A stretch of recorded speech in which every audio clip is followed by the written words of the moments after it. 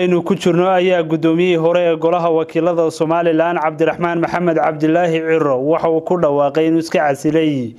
gudoomiyaanimadii golaha wakiilada Soomaaliland oo hayay muddo 12 sano ah. Fadhi ay yeesheen golaha wakiilada Soomaaliland 6 bishan aynu ku jirno uu shir gudoominayay Dr. Cali Yuusuf oo gudoomiye ku-xigeenka labaad ee golaha wakiilada Soomaaliland ayay gudoomiye cusub ugu doorteen golahaasi Baasha Maxamed Faarax oo hore u ahaa gudoomiye ku-xigeenkii hore ee golahaasi waxaana uu ka guuleystay musharaxii la tartamayay Cabdiraxmaan Maxamed Talyaanle. shirgudoonkii golahaasi ayaa ku dhawaaqay natiijada ay kala heleen labada musharax. Cabdiraxmaan Talyaanle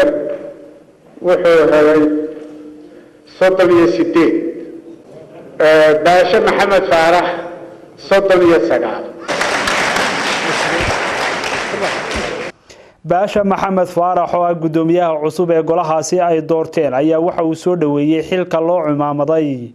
waxa kaloo hambaliyay musharaxii la tartamayay xildhibaan Cabdiraxmaan Maxamed Talyaanle. waxa weeye 12 sano shirgudoonka ku jiray. shirgudoonkuna waa shirgudoon waana isku mid aad iyo aad waxaan ugu hambaleynayaa oo ugu faraxsanahay xildhibaanadu inay kalsooni saddexaad siiyeen. waa markii saddexaad markii hore gudoomiye ku-xigeenka labaad bay cod ii siiyeen. markii labaadna gudoomiye ku-xigeenka koowaad bay cod ii siiyeen. maantana waxay ii siiyeen inaan noqdo gudoomiyaha. guusha iyada next to next bay ahayd. gudoomiye Baashe hal cod buu dheeraa. aniguna 38 baan ahaa isaguna 39 buu ahaa. waa u tahniyadeynaya waxa leeyahay haniyan laka golaha wakiilada xildhibaanadii la doortay labadayadaba iyana waa ammaanaya dimuqraadiyad bay muujiyeen xilkasnimo muujiyeen golaha dhamaantii aad iyo aad buu mahadsan yahay. laakiin arinku waxa uu isbedelay habeennimadii kadib markii Cabdiraxmaan Maxamed Talyaanle oo ahaa musharaxii la tartamayay Baasha Maxamed Faarax uu sheegay in laga musuqmaasuqay doorashada isla markaasna uu isugu yahay gudoomiyaha rasmiga ee golaha wakiilada. waxaan halkan ka cadeynayaa ummadda Soomaaliland guud ahaan iyo gaar ahaan golihii wakiilada maanta doorashadii iyo codkii la qaaday ee aan saaxiibkay ku tahniyadeeyay Baasha Maxamed Cabde xaqiiqdii baa soo baxday. laga bilaabo iminkoo aan idin la hadlayo gudoomiyaha golaha wakiilada ee la doortay waa aniga. xaqiiqdeediina waan hayaa 39 xildhibaan ee codeeyay cidda ay u codeeyeen waa Cabdiraxmaan Maxamed Talyaanle. sidaa darteed Speaker of the House Somaliland waa aniga. waxaana u sheegayaa saaxiibkay Baasha Maxamed Faarax oo aan tahniyadeeyay anoo lilaahinimo iyo daacadnimo waajibka ku gudanayay in arintii isbedeshay oo isaga maanta looga baahan yahay xaqiiqda jirta iyo codkii majority-ga ahaa halkuu maray inuu aqbalo naguna tahniyadeeyo. 8 bishan ayaa dagaal gacan ka hadalay waxa uu dhaxmaray Baasha Maxamed Faarax gudoomiyaha cusub ee golaha wakiilada Soomaaliland iyo xildhibaan Salebaan Cali Koore oo ka tirsan golahaasi isla markaasna kamid ahaa xildhibaanadii u codeeyay Cabdiraxmaan Maxamed Talyaanle. xukuumadda Soomaaliland dhinaceeda waxay sheegtay inay barbar taagan tahay gudoomiyaha cusub ee loo doortay golaha wakiilada Soomaaliland. xildhibaan Cabdiraxmaan Talyaanle waxa uu u gudbiyay maxkamadda sare ee Soomaaliland dacwad arrinka la xidhiidha. haddaba barnaamijka ra'yiga dadweynaha toddobaadkan waxaynu ku soo qaadan doonaa khilaafkaasi cakiran ee ka taagan aqalka golaha wakiilada Soomaaliland. khilaafkaasi ayaa waxa uu ka dhashay kadib doorashadii gudoomiyaha cusub ee golahaasi oo loo doortay Baasha Maxamed Faarax. waxaana uu muranku ka dhashay kadib markii ay isqabsadeen musharaxii la tartamayay Cabdiraxmaan Maxamed Talyaanle oo isugu markii hore hambaliyay laakiin markii daba sheegay in doorashadaasi laga musuqmaasuqay oo lagaga shubtay. ra'yiga dadweynaha toddobaadkan oo magaalada Hargeysa idinka imanaya waxaanu ku soo qaadan doonaa khilaafkaasi ka taagan aqalka golaha wakiilada Soomaaliland ee daawasho wacan. maxamed anigoo magacaygu yahay Xasan Cumar waxaan leeyahay arinta baarlamaanka ilaahay ha iyo meel hanaga wada yeersiin baa la yiri. waxaan leeyahay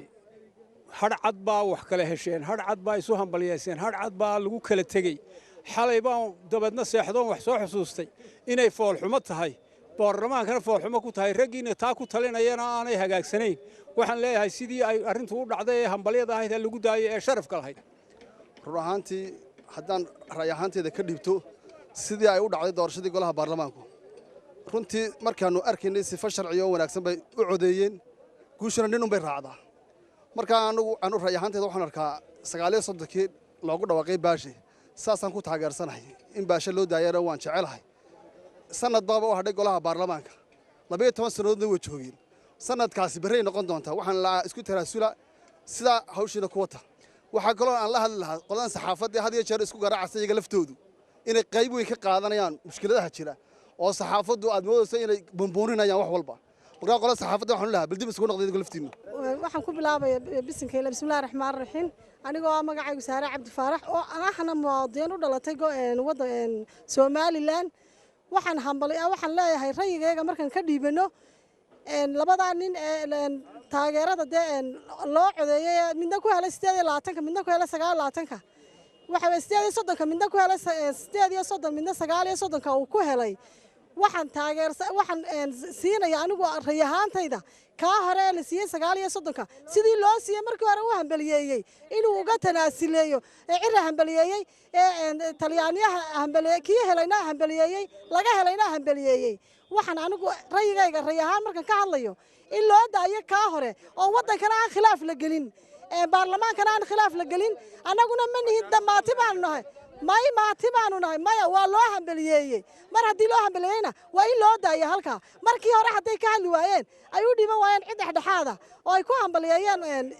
cirana ku hambaliyeeyay talyaanadkana ku hambaliyeeyay waa in loo daayaa ninkaa loo hambaliyeeyay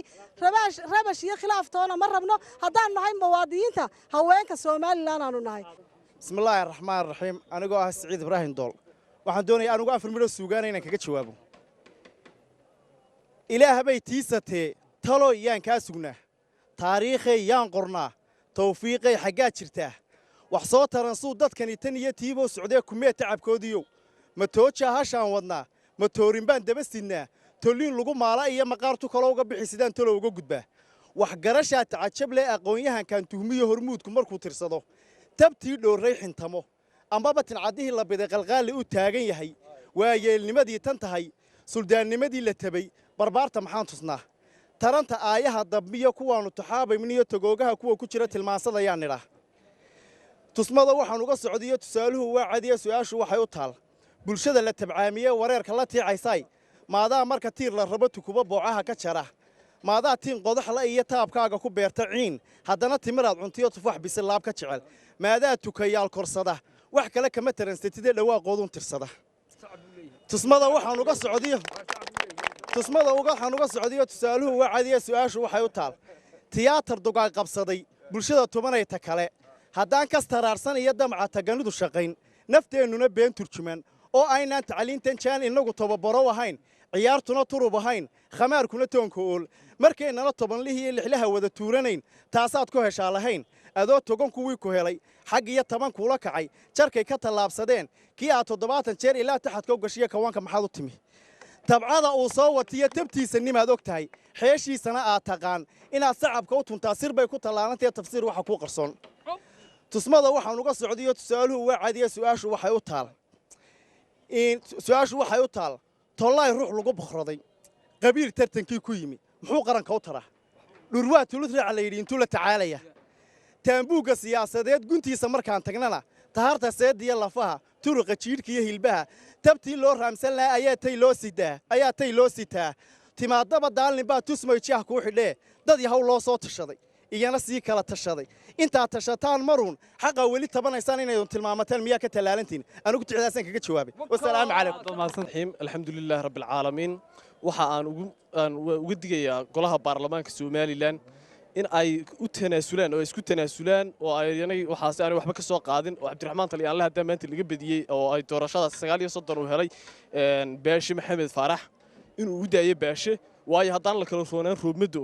markaas in la kala roonaado oo golaha baarlamaanka ammaankiisa ilaaliyo xasiloonida la ilaaliyo faragelinta shisheeyana laga soo horjeedsado oo aynu Soomaaliland mid ay noqoto golaha baarlamaanku mid noqdo oo aynu dhinac uga soo jeedsaneen ku digayaa markaas waxaan oran lahaa Cabdiraxmaan Taliyaan maanta hadii laga badiyay oo 39 inuu Baashe helay adiguna 38 heshay oo lagu yiri kadibna adaa helay 39 oo leh waxba taa dambe ha soo qaadin baan odhan lahaa sidii hore ee fiicnayd ee quruxda badnayd ee u hambaliyeysay ee beesho ugu hambaliyeysay ugu hambaliyay oo maantana nin saaxiibkii oo garab taagan ahaw baan odhan lahaa wassalaamu calaykum waraxmatullaahi wabarakaatu waxaan taageersanahay oon jecellahay in sidii hore loo daayo arrinkuu u dhacay qas iyo wareer ha gelinina dalka markaas sidaas ayaanu iska codsanaynaa iska baryayna haddaa baarlamaanka tihiin sidii hore u dhacday ha loo daayo ayaan leenahay marka aniga aragtideedu waxa weeyaan kolley dee labada ninba codadkooda way isku dhowaayeen soo maa dee markaa kii horreeyey markii hore lagu dhawaaqay inuu helay doorashada ninkaasu nin loo daayo lagu bogaadiyo weliba dee kolley dee xilka ninunbaa kori lahaa labadaba dee yaa marka anugu talyanla waxaan odhan lahaa dabakariixanyo waxaan marka dambe ka dabakeenka taa iskeelogo tii hore uun go-aanka weliba dee labada nin aniga waxa yarweyn dee baasha yarweyn waxaa la yidhahdaa fu'aad maxamed yuusuf waxaan ahay muwaadin reer hargeysa ah oo hargeysa degan haddii aan ka hadlo arrinkan baarlamaanka khilaafkan kale dhex yimid khilaafkan anigu ma arko in ma uu yahay khilaaf dee cidi maaragtay waxaan u arkaa boob iyo gardarro aan u arkaa gardarradaasi waxa weeye labada nin way tartameen tartan far baa la taagay fartii baa lagu codeeyey rag baa tiriyey guddoomiyaa saxeexay cabdiraxmaan ciro isaga laftiisa yaaba guddoominayey raggii go'aamiyey buu ahaa guddoomiye baarlamaanna wuu ahaa waxa weeye wixii halkaa lagu kala helay ilaahay qadaray baashaa helay baashaa loo saxeexay baasho waa lagu hambaliyeeyey baasho waa loo haneeyey sidaasay ku dhammaato golaha dhexdiisii lagaga soo baxay iyada oo wanaag loogu hambaliyeeyey oo gacan lagu siiyey oo arrinkaasi arrin dhammaaday uu noqday dhuxul waxaan dhallinyarada reer Geesaan ka mid ahay haddaan qodobka fikirkayga ka dhiibto kulley Soomaalida waxay ku maamaadaa gar laba nin ka wada qosliso markii hore baashe sidii wanaagsaneed uu hambaliyeeyey uu yiri waa laga helay waan ogolahay waxa fiican inuu sidaa ku socdo aan kula talin lahaa sidaas ugu jirtaan dimuqraadiyaddii horumarka Soomaaliland albani salaam baadon kiilti ay Axmed Maxamed Aadan waxaan ahay muwaadin reer Hargeysa ku nool haddaan qadiyadan fikirkayga ka dhiibto maxay ahayd khilaafkan golaha baarlamaanka waxaan odhan lahaa iyo maxay ahayd nimankan horta golaha baarlamaanku maalintii la dooranayay waa la iga celiyaa inaan codeeyo yari waxaan ka qabo maanta haddaan is sharaxana aniga lay dooran karayaayo buuxinayo shuruudaha loo baahan yahay intaas oo sannadood maxay ahayd waxay ku fadhiyeen xaq darro waxay cunayeen hantida dadka daaimkana adeer buuq annagu haddaanu shacabkii reer Hargeysanay uma hayno iyo shacabka reer Somalilandba annagu buuq iyo isqabsi taal uma hayno dee rag intaasoo dhan aad ku soo dulnaydaan baaraseed ku ahaydeen baad ahaydeene adeer intaa yareedin hadhe khayr ku dhammaysto oo ninkaa aad markii horeba u hanayseen iminkana u daaya allahumma salli ala maxamed waxaan leeyahay arrintaa meesha ka dhacday annagu markaan dadweynahana amba shakhsiyan aan ka hadlayo waa arrin aad u fool xun oo dhaawac keenaysa waxa weeyaan hadday tani caynkaa u dhacdo laysku qabsado dee tan soo socotana dee dadweynihii way shakiyayaan waxaan leeyahay markii farta la taagayey ninku dadka hadduu tirsaday oo ay u tirsanaayeen oo 39 la sheegaya uu lahaaba ninkan dacweeya dee markii sheekadu bilowga ah ee farta la taagayey miyuu adeer yidhaahdo ma ogoli oo tiradii aan doonayey may gaadhin laakiin marka telefoon loo soo diro leeraa waanu ku siinay seed u weyday haddana marka loo seed u weyday taas waa arrin qosnimo ah weeyaan aniga say igu muuqato marka waxaan leeyahay golahana ragga ha isku dilin kala hagaajiyo foolxumadan weyne dadweynaha soo tusisaan dee ceeb weeyaane ha marmarinina waddanka saasaa laydin eegayaa if Somaliland waxay lahayd dee waxay soo martay 26 sannadood ayay maaragtay magac oo dimuqraadiya ay lahayd waar waxaan iska daayo sida dadweynuhu idin dhaliilaya waaba la caajisay baan ku leeyahay waaba laga caajisay dawladdii marka noogu sii darina waxaan kale waruntii Rashid Axmed Aadan haddaan oradeeda ka dhiiban lahaa arrinka in doorashada sida ay qabteen wanaagsan inay ku dhameeyaan bay ahayd oo ku kala qancaan waayo waxa fadhiyay gudoomiyihii hore baarlamaanka fadhiyay waanu ogaa tartanka sidoo u dhacayo iyo wuxuu inuu fartag yahay wax khaldamaya ma ahayn marka waxa la nimanka dhan ee uu gudoomiyahoodii dhex fadhiyay iyo 9 qof tiradooda iyo 8 wax lagu khaldamo maaha wax wanaagsan inay ku qancaan hadday ku qalci waayaan bulshadu il gaar ay ku eegaysaa nimankan waxay fadhiyaan muddo xad dhaaf ay meesha fadhiyaan islaanta laga soo ururiyo 1,000 shilin ee tamandhada iyo meesha masaarifsana ku cunaan marka horeba mushaharkoodu waxa weeyaan wax ku fadhiyaan dulmi bay ku fadhiyaan muddo dhaafkan saayidka marka waxaan leenahay haddii ay inta rabash ku joojin waayaan mushaharkooda iska qaadan waayaan dadku way ku soo dhaqaaqayaan gacan birana waa la saari iyana mushaharkooga yar way waaydoon ma jira nin xildhibaana intuu gobolkiisii tagay yiraahdo maxaa dhiman maxaa biyo dhiman maxaa laami dhiman maxaa wada dhiman only waxay ku xisaabtamaan ee meesha ku sugan maxaa gacanta maanta loo taagaya ma 8,000 baa la qaadanaya mise 4,000 baa la qaadanaya marka waxaan leenahay xildhibaan muddada way ka dhamaatay xadaafad umada dhex fadhida intaas oo arday oo jaamacadda ka dhamaysa ayaa ku sugaysa inaad booska u banayso tusaale ahaan 1,700 waa 200 waa $2,000 saddex arday ama afar arday oo 400 lacagtaasi ka feenaysa halkii xildhibaan marka dawladda waxaan kula talin lahaa 80 ka inay ku bedesho 320 arday oo jaamacadda ka soo baxay oo 400 qaata 80 ka guurtidana 80 ka guurtigana in lagu bedelo 320 jaamacadda iyana ka soo baxay si loogu bedelo iyana inay 320 arday oo 400 qaata 1,000 qoys ayay mushaharkaasi galayaan odayaashu way daaleen muddo dhaaf ay ku shaqeeyeen way tabcaaneen marka inay muddada sii wadaan oo dadka sii jeedaan maaha waa in lagu bedelaa dhalinyarada yar ee jaamacadda ka soo baxday halkii xildhibaanba 4 inan mushaharkood buu qaataa 4 inana gidaarkay fadhiyaan marka waxaan kula talin lahaa inay meesha soo dhaafaan hadday dhaafi waayeen dawladdu ka qofsho mushaharkana ka jaraan marka hore wada salaamay magacaygu Cabduuli Maxamed Fayax horta marka hore islaamkan idinku salaamay hase ahaateen labada nin kooreeye iyo baashe laba nin horta aanu talyaano iyo baashe siman bay yihiin hase ahaato dee meeshu waa duqmuraadi ma aha kubad FIFA la isku turtuuraya ma aha hase ahaato waxaan dhaliil aad u saarayaa ninka la kooreeye dee haddii marka hore uu tanaasulay talyaan laad u jeedaa waxaan u jeedaa ninka baalkar kooreeye hase ahaato inuu waxaan ku leeyahay uu ka tanaasulo sidii marka hore ama Soomaaliya xukuumada ama afeef hore lahow ama adkaysan dama lahow inuu lahaado ama marka hore ku adkaysto ama tan dambe ku adkaysto ayay ahayd marka inuu tanaasulo imkana ila wacan hase ahaato qiimo jabin iyo qiimo dhimis iyo magaciisiyo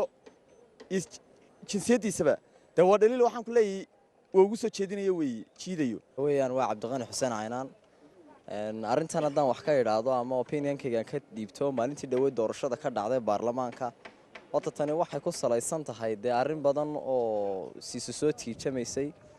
taasina dee waxaan u arkaa horta dee rag wakhtigoodiiba uu dhaafay oo wakhti saayida ku fadhiya haddana isqabqabsi kale inuu bilaabmo oo la idhaahdo waxa weeyaan kana ma helin kana uu helay cod kala meesha ka soo baxay taasi waxaan u arkaa arrin qaldan inay tahay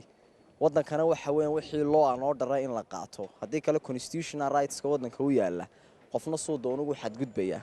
qofna waxa weeyaan wuxuu odhanayaa waan heli waayey arrintan iyada ayay labada nin ee ku hirdamaya meesha helay midna uu leeyahay anigaa helay midna maan helin anu waxaan qabaa dee guddida meesha markii codbixintu ay ka socotay haddii uu talyan la leeyahay isagu mar dambaa layga helay codbixinta on the spot markii la tirinayay arrinka iyada inuu ka hadlay cadaalad darrada ku dhacday laakiin mar labaad markii codbixintii ay dhamaatay ee la doortay gudoomiye cusba haddana mar labaad inuu markii uu ku soo noqdo meesha uu yiraahdo waxa weeyaan kuma qanacsanin doorashadaas waxaan u arkaa arrin xisbiyada ama xisbigu ku jira noqoto ama policy kale ay dabada ka wado marka waxaan leeyahay adeer waqtigii waxa weeyaan waqtigiina uu dhamaaday waqti saayidad ku fadhidaan dadkuna uma baahna waxa weeyaan muran iyo rabshad kale oo ka bilaabmata waddanka doorashooyin baa soo socda carqalado kale in laga dhex abuuro baarlamaankana looma baahna ee sida ugu dhaqsaha badan in dawladdana waxaanu faraynaa ay u kala saaraan ay golaha qolooyinkan golayaasha isku haystee kolle ku feertamaya meesha sidii caruurta kolle waxa weyn leeyahay xafiisyadii baa laga soo xidhayda la hayo waxaan u sheegaynaa dawladda waxaan ku boorinaynaa haddaanu nahay shacbi weynaha waddanka in ay arrintan si degdega ay u galaan una dhammeeyaan arrintanna ay noqon arrin soo noqnoqota oo maalin baa noqon wax marmarsiyo laga dhigo oo doorashada dib kolba loo idhaahdo dib baa loogu dhicinaya waxaan ku oranayaa labadan nin inay isku haneeyaan inaanay wax fadqaladaanay ina gelin aad iyo aad baan ayaan u hambalyaynaa labadooduba laakiin inay isku hanayaan way jecel anigoo xasan cabdilaahi goohe waxaan halkan ra'yigay ka dhiibanayaa khilaafka ka soo cusboonaaday baarlamaanka Soomaaliland maalintii dhawato doorashadii ka dhacday waxay doorasho dadka Soomaaliland daawanayo live ina Cabdiraxmaan Talyaani uu hambalyeeyay asaate markii dambe wuxuu leeyahay riyadii markaan seexday ayaan riyooday markaan riyoodana inaan guuleystay sheekadu saas u dhacaysa marka waxa leeyahay gudoomiyaha baarlamaanka waa baashi maxkamadda dalkuna sharciga ma dhaafi karto haddii laga noqdo baashana dee xaqsoor iyo gaboosa soo noqon markaa gudoomiye ku-xigeenkana waxaa leeyahay wayna shacale ayaan leh assalaamu calaykum waraxmatullahi wabarakaatu diiriya xasan baa la yidhaha haddaan aragtidayda ka hadlo khilaafka golaha wakiilada anigu waxaan u arkaa sidii saxdaheed sidii ay u dhacday doorashaduna inay dhammaatay khilaafkaasna in la iska daayaan odhan lahaa magacaygu waa Siciid Cabdinaasir Qaasin waxaan leeyahay khilaafka ka taagan golaha baarlamaanka maxaa lahay aqal sare horta haddii gudoomiyihii horta uu tagay oo waxa weeyaan waxaan maleynayaa sheekadaasi haddii gudoomiyihii joogi lahaa khilaafka saa u badani muusan dhiceen bannaankana muusan yimaadeen marka waxaan leenahay horta gudoomiyihii waxaan leenahay wuu tegey dee horta aysan arrinku uusan bannaanka uusan iman baan leenahay waxa weeyaan in idinku dhammaystaan oo arrinkaas waxa weeyaan sidii dadka dee dadku shacabku iyo waxa weeyaan dadkii iyaga hogaaminaya weeyaan haddii dee madaxii uu xumaado waa garanaysaa dee waxa dadkii xoogaygan ay xumaanayaan waxaan leenahay dee waxba muusan harin doorashadii waxaan leenahay dee xalkaas iyo khilaafkaas waxa weeyaan arrinkaas hala dhameeyo saasaan leenahay walaal الحمد لله والصلاة والسلام على أشرف الأنبياء والمرسلين أما بعد السلام عليكم ورحمة الله وبركاته magacaygu waa Sharmaagisto Yuusuf Xiiri waxaan ka mid ahay dhalinta ku dhaqan caasimadda Jamhuuriyadda Soomaaliland haddii aan fikirkayga ka dhibto golaha baarlamaanka iyo sida taliyaalada iyo baashe horta runtii dee doorasho ayaa ka dhacday baarlamaanka dee si inkastoo la sheegayo in si jujuuba loo bahalgareeyay haddana waxaa muhiim ah inay dawladdu roolkeeda ka ciyaarto oo ay dee si cadaalad oo ay ku dheehan tahay ay u kala garsaarto taliyaalna ay fafaalooyin iyo caddaymo muujinaya inay 39 xildhibaan u codeeyeen ayaa uu soo bandhigay baashana inuu saas leegu soo bandhigay ayaa muhiim ah tada gudoomiyaha maxkamadda sare aadan xaaji cali oo ah runtii nin aqoon-yahan oo firfircoon oo kartiina u leh arrimaha noocan oo kale inuu xalliyo waxaan ugu baaqayaa inuu si cadaalad ku dheehan tahay u xalliyo taliyaalle iyo baashana waxaan leeyahay qaranka ilaaliya sumcaddii qaranka weeye maalin walba in maalin intuu ilaahay soo gelin taas soo fadhiistaan TV-ga aydun dhagaha shacabka ugu ridaan aniga gudoomiyaha xaqa iyo aniga gudoomiyaha xaqa baashana waxaan leeyahay inta ama maxkamadda sare kala saarayso gudoomiyaha sheegan sharciga labadiinaba sharcigeed ka sare bismillaahi raxmaani raxiim magacaygu waa Mahad Cawaale Bile khilaafkaas warka runtii anaga labadaba warka waa xildhibaanadeedii ma kala jeclaysanayso laakiin muhiimaddu waxa weeyaan in cadaaladda la simo Soomaaliland maanta waa la arkayaa doorasho ay nagu soo dhow caalamkii oo dhan bay noo soo jeeda haddii 80 ka xildhibaan la isku qabsado nasiib darro inaga inoo tahay aad bay nasiib darro inagu tahay waxa inoo habboon si ay maanta loo wada eego caalamkuna ay noo soo wada firsaan inaan taa golaha maanta sidii xalaasha aan u soo bandhigno haddii 39 ka ay baasha uu maxay ahaydeen xildhibaan baasha uu guusha uu leeyahay isagana cadeymaha keeno hadduu tahay in leeyahayna cadeymaha keena leeyahay bismillaahi raxmaani raxiim magacaygu waa maxamed maxamuud aadan caynab haddaan ka hadlo ra'yigayga khilaafkan golaha wakiilada imika taagan dee waxaan soo jeedin lahaa aragtida haddaan ka dhiibto waxaan leeyahay dee imika way dhacday baan leeyahay bahalkii Cabdiraxmaan Talaaniye hawsha fayskii hore ee dhacday imika wax laga daba imaado mid taalo waad igu hambaliyay adiguna saa ugu hambaliyay arrintuna waa saasay ku dhamaatay anaguna waan u hambaliyay baashe maxaad faarax waxaan leeyahay hambaliya baan leeyahay gudoonimada saasan kaga baxayaan runtiina dee isweydiin bay noqonaysaa shacabku doorasho iyadoo nagu soo food leedahay haddii maanta baarlamaankii ku murmeen doorasho cad gacan loo taagayo maxay dhici doonaa doorashada madaxtooyada ee dee sanduuqyada lagu gurayo markaa shacabku runtii walaac bay ka muujinayaan marka waxaan odhan lahaa waa in dee sidan wax laga bedelaayo bal dee wixii ay dee golaha guurtidu golaha wakiiladu 12 sano ay fadhiyeen meesha markii waqtigoodu ka sii ilaanayay inay muran iyo isqabqabsi ay kaga tagaan waa laga fiican yahay waana odayaal waaweyn oo dalka muddo badan dee ka soo talinayay waxaan odhan lahaa waa inay sharaftooda ilaashadaan kuna soo gabagabeeyeen dee sharaftooda inay dee sharaf xumo ku soo dhameeyaan ma fiicna bismillaahi raxmaani raxiim waxa weeyaan wixii dhacayba waa dhaceen doorashada markii 39 cod uu yidhi waxaad ku helay baashi 80 codna waxaa helay talyaanle waxaa taliyaan lagu hambaliyey anu taliyaan waxaan u soo jeedinayaa sidii aad u hambaliyeysay una ka ahaato xilliganna uma baahnin khilaaf caynkaasa doorashaa nagu soo dhow markaa tii hore aanu kugu hambaliyeyno oon kugu raacnay saasaanu kugu ducaynaynaa insha allah sidii horead u hambaliyeysa uun ha ahaato baashana 9kiisa markii hore dhacday sidaa ay u dhacduunbaa loo qaadaa codka markii hore dhacday lagama noqon karo waxa dhacaya dee wax walba laga noqon doona hadhow waxaan leeyahay baashi iyo taliyaalna uu hambaliyey doorashada markii hore si wacan u dhacday hambaliyeeyena markuu gurigiisii tegayna ku soo gocday haddana hadalkii oo yidhi waxaan ahay gudoomiyaha golaha baarlamaanka waxa waa laga fiicay waa laga qurux badan yahay waxaanu leenahay taliyaalana runtan u sheegayna waxaan leenahay dadka nalamaa soo xoraystane dalka annaga adeer soo xoraysnee ciyaarta nooga daa buuqa iyo hadalka ma garanaysaa marka hadduu mar hambaliyey waxaan jeclaan lahay inuu sidii hore uu ku hambaliyey ku maqnaado doorashadana lama soo celin karo maba dhici kartaba horta in dib loo eego wax la soo celiyo oo talyaana meesha madaxweyne ka noqdo way dhacday xor iyo xalaal bay ahayd dunidana way gaadhay siday dunida ku gaadhayna ay ku joogaysaa talyaanana dee waxaan leeyahay in uu dee si sharaf leh iskaga tago waa nin madaxa waa nin dadka xilalka loo doonaya in loo doorto waa nin hadduu doono madaxweyne doonaya inuu gaadho mustaqbalkiisa marka waxaanu leenahay inaad saa ku dayso oo saa doorashadu ahaato ayaan u soo jeedinayna dad meesha shacabka nahay shacabweynaha reer somalilan khilaafka ka soo cusboonaaday golaha wakiilada anigu waxaan ugu baaqi lahaa wixii wax ka rada aqoon-yahanka in laga soo dhexdhexaadiyo ragga waayo somalilan oo dhan bay saameynaysaa haddii ay lasoo dhexdhexaadiyo somalilan oo dhan bay saameynaysaa waxaan ugu baaqayaa golaha mataqaanaa guurtida iyagaa khilaaf kasta xalin jiray inay xaliyaan saasaan ugu baaqaya waad mahadsanta walaal anigu xamse muuse saalax run ahaantii haddaan ka hadlo khilaafka golaha wakiilada soo dhex galay waxay noo cadayna wada aragnaa waxa weeyaan caddayn cad sidaynu aragno iminka ninkan hambaliyeeye si cadaalad ah oo daacada buu yidhi xilka waa lagaaga helay saas ku hambaliye laakiin markii dambe waxaa bruuf noqotay oo caddayn noqotay inaanay cadaaladu saa u dhicin musuqa iyo cadaalad darraduna waxay leedahay af la qabta ee daba la qabta male hadda way cusub tahay haddii aan tan afka la qaban waxaa dhici doonta tan mid ka weyn oo khaladkeedu dhaco oo lagu socdo taasina waxay noqonaysaa in somalilan dadka ku nool kala dhintaan talabaad waxay noqonaysaa aaminaadii somalilan lagu qabay inay iyaduna khadka ka baxdo somalilan waxay ahayd meel lagu daydo marka doorasho ama cadaalad xagga doorashada la sheegayo laakiin iminka waxaad moodaa inay sansaankii noqonayso